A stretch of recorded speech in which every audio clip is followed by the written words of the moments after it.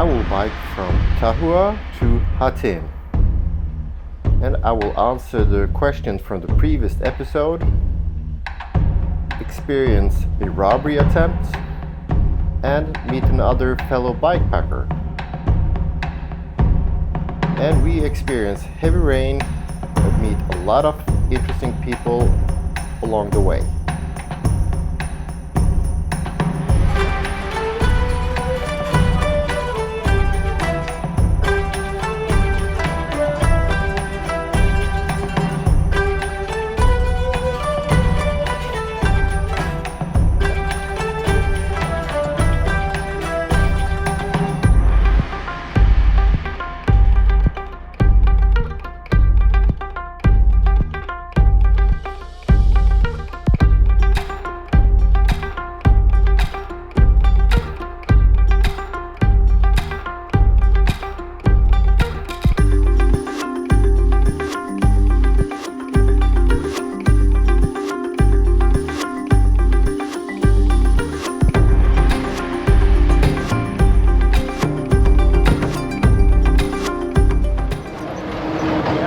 That I got stopped again.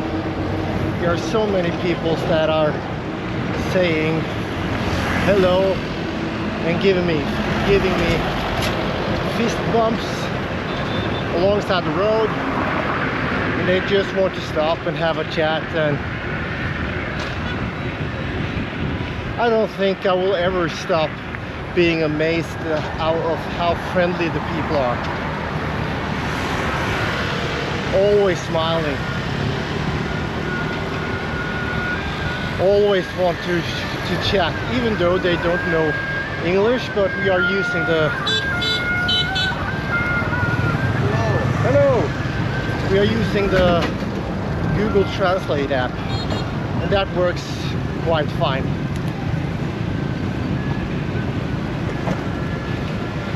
I really love this adventure.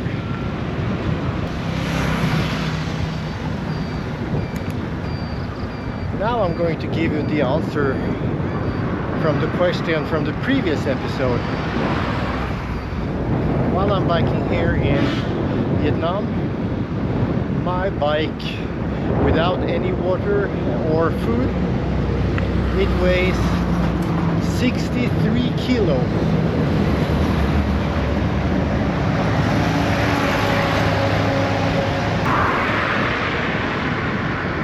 Today I'm going to try out a new strategy with my bike saddle. I think that since I got so tender in my behind, I think it's because when I have been biking in Norway, and it's a lot of climbing and downhills, then you get a lot of rests because you are standing a lot more on your bike. So now I'm just going to sit on the saddle for a while and just stand up and paddle for a while so I can rest my behind. So I think that is one of the reasons why it got so tender. So let's see if this Xin chào! So let's see if this theory is correct.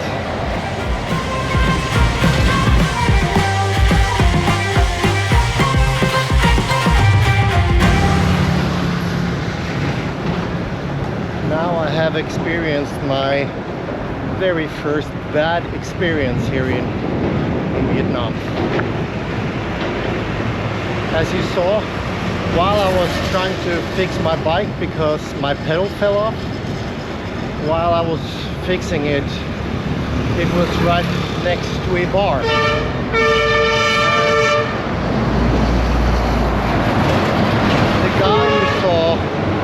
The guy you saw that was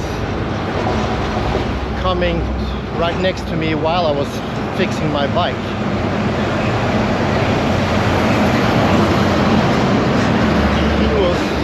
very aggressive, and he wanted to buy my bike, and then he tried to take my bike, and in the end he tried to take my panniers. So I got to be very strict with him in the end. It was so uncomfortable. And all his friends that was sitting in that bar, they always just inviting me into the bar all the time, and they didn't take a no for a no. And the whole experience right there, it was so uncomfortable because I was planning to eat my breakfast, and when my pedal fell off right next to that place, then I was just thinking, okay, now I can just fix my bike and eat some breakfast. But with that experience on that specific place, I just fixed my bike as quickly as I could, and I just moved on. That was so unpleasant. But those kind of people you can meet all over the world. You can even meet those types of people in Norway. So of all the nice people I have met here in Vietnam, this doesn't ruin anything. That was just a moment and it has passed. But I just wanted to share this experience with you guys. So just keep moving with happiness.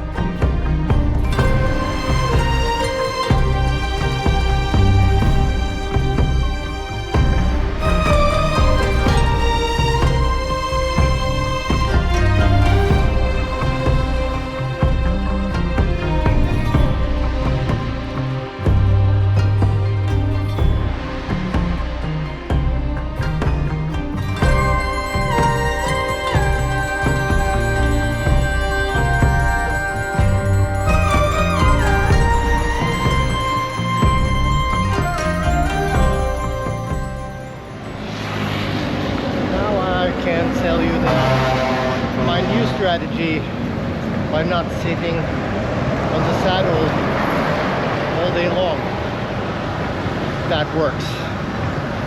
That's quite logic, but I didn't think that I was sitting that much on the. I didn't think that I sat more on the saddle here in Vietnam than in Norway, but it is logic. And now I have biked 50 kilometers and I'm not sore in the behind because I have a very comfortable saddle. I have the Brook 17 and I also have suspension in the saddle. No, not in the saddle, but I don't remember the English word, but the saddle pin. I have suspension in that one. But now I'm so happy. I have biked 50 kilometers. My behind is happy. I'm happy. Xin chào! And I still have a lot of capacity left. And it's almost just 11 a.m.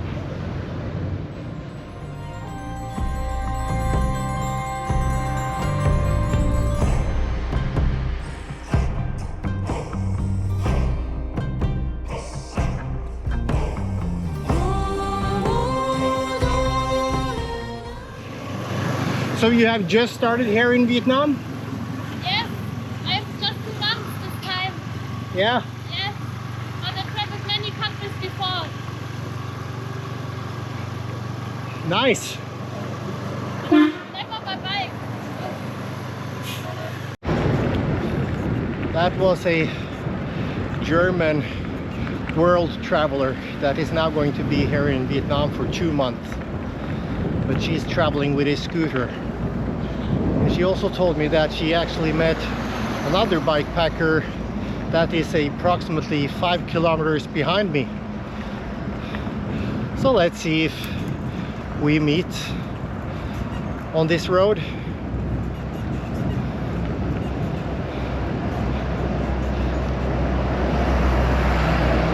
This way of traveling is so easy for people to stop and just take a chat with you because I'm traveling so slow. So if I was traveling by car or scooter or something, then I would have been a little bit more invisible. I love this.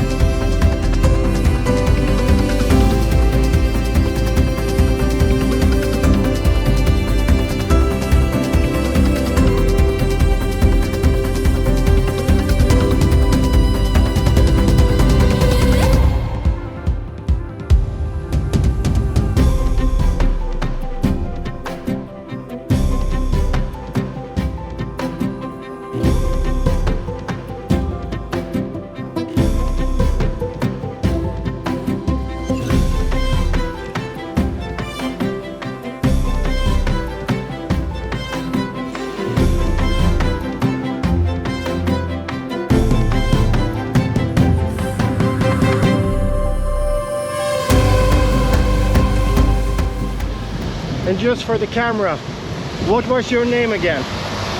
My name is Tobias. And you are from Germany? Yes, exactly. So I started about 7 months ago, so at the beginning of March, on my world trip on bicycle. Yeah? It was a dream for almost 6 or 7 years. I thought that the first time about it. On my first tour through Norway Yeah? and Sweden, I was sitting in a lake, or camping in the lake.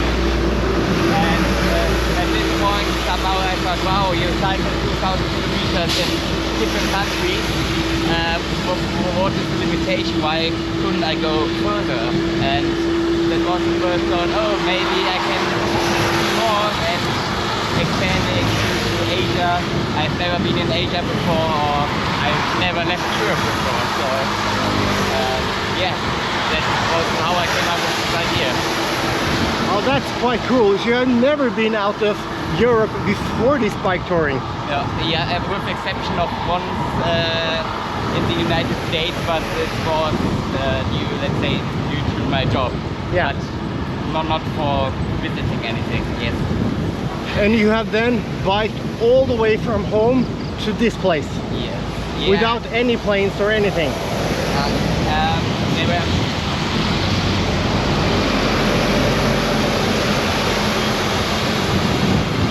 So unfortunately I needed to take 3 flights in total. So I would wish to have done it all on land by myself.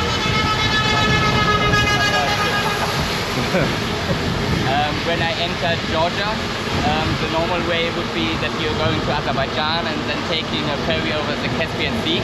Yeah? Go to Kazakhstan. But after COVID, Azerbaijan has closed its land border way to go inside the country, and so I needed to take a flight because also the way over Russia was not an option, and I didn't got any visa for Turkmenistan, so it was at the end the only way. And the second time I took a flight from India, Calcutta, to Vietnam, Hanoi, because in between is Myanmar, and cycling there right now is maybe not the best idea, because there's still civil war and it's probably just dangerous there. Yeah. But yeah, all the rest I cycle through different regions, the desert, the forest, amazing. Yeah. Quite understandable. Yeah. And what is your highlights by this lifestyle? Oh. Well, I really like to be every day on another place and to see constantly new things. Because I'm not a person who can, let's say, travel to the city and then I'm staying there for 1 or 2 weeks. I need always to be on a track, and especially I really love nature, so I'm feeling much more comfortable being here outside than in any city. And the best thing would be somewhere in Canada where are no people, Yeah. just alone somewhere. I really enjoy these times. And yeah, my main motivation of this trip is so my passion or my job is I'm a scientist, and so I'm a little bit connected to climate change related topics, and I want to show people how beautiful firstly our planet is and why it's worth to be protected, and that we have to change ourselves to get rid or to manage these challenges coming up with. Because in Pakistan I experienced once the flooding when I was in Kathmandu. We just had 1 week later there was a big flooding where a lot of people died. Here in Hanoi was a big typhoon. These people have to deal with these extreme weather events, but mostly they don't contribute really, because with increasing climate change or increasing air temperature, the possibility of these events will increase. Yeah. And yeah, I want to give people a little bit of awareness that we in Europe or in Germany we are mostly responsible for that, and we can't just say, oh, I don't care. That's the main reason of the journey. Yeah. I like your perspective. Yeah. And do you have anything you want to say to family and friends at home? Oh, yes. Well, actually, I miss you. So I'm now 7 months on my way, and I really miss sitting at home at my parents' home in the garden, seeing my friends and doing games and all of these things you just used to and you really love. And I hope that I see you at some point again, probably before the 2.5. And I love you. Yes. So now we can just enjoy this rain and just keep moving with happiness. Yes.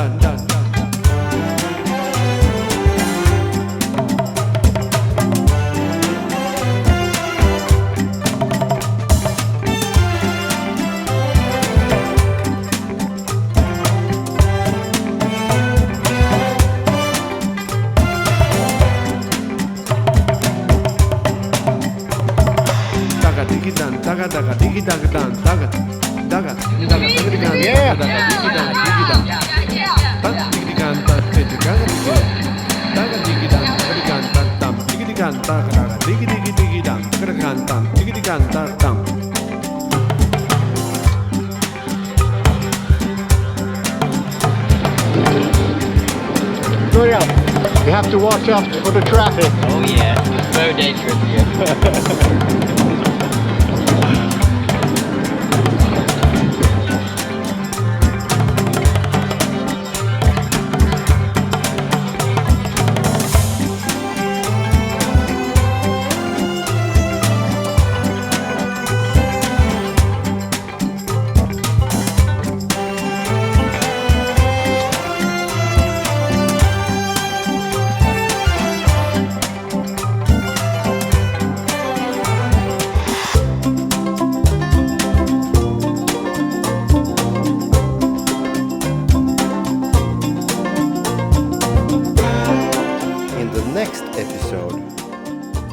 We are biking from Ha Tinh to Dong Ha.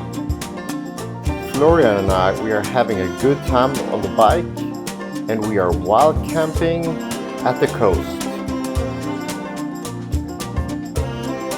And I scorch my face in the sun. We meet other bikepackers along the way.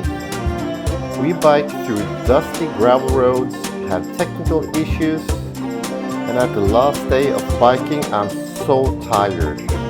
Unfortunately, Florian and I have to say goodbye.